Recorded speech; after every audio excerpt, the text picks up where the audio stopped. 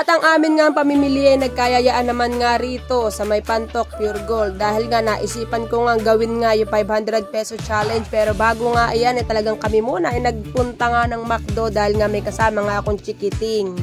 Pagka talaga may bata ka, hindi ka nga dadaan sa may fast food. Kanina nga ay nasa may Binangonan pala ang kami ay panay na nga McDo. At ito na nga pinagbigyan ko na nga at gustong naman naman ay French fries nga. Tsaka nga ice cream. At ako nga gutom na nga rin riyan. Kaya kumakapansin nyo ang aking nga ngani. At ito na nga, gagawin na nga namin ang 500 peso challenge. Nakakayamot nga itong anak ko sa exit nga pumasok. Kaya nga sabi ko, take 2. Dito tayo sa may entrance, papasok.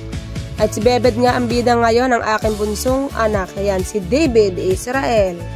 Pagpasok nga namin nag-iisip nga tayo ng 500 peso challenge para nga sa Noche Buena at nakita ko nga rito yung spaghetti na salagang 130 pesos ay meron ka na nga pang spaghetti.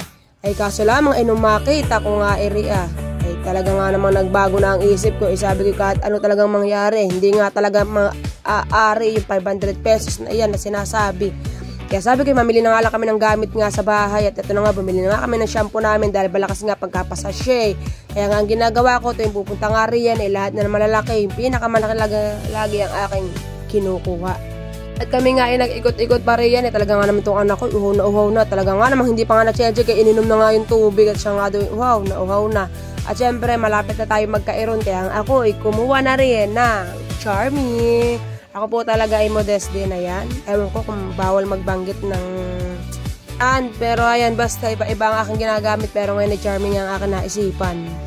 Nagbabayad na nga ako diyan, buti na nga lamang at meron ako pure gold na card. Kaya nga medyo nakakaganda-ganda at yung mga points nga ay doon nga napapasok. At pagkatapos nga kami nga ay nag-ikot-ikot parang hanapan ng laruan ng aking anak. Dahil pangako ko nga nung gabi ay i-order ko sa Lazada.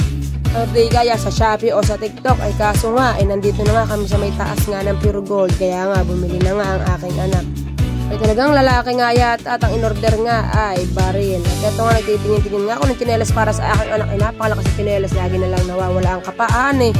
At ito nga lalakad pa nga sa mga dadapa. At ito na nga nakakita din siya ng ng aw-aw ng aso nga. At yun nga lamang ang video na ito, talaga nga namang hindi talaga aari ang 500 peso challenge.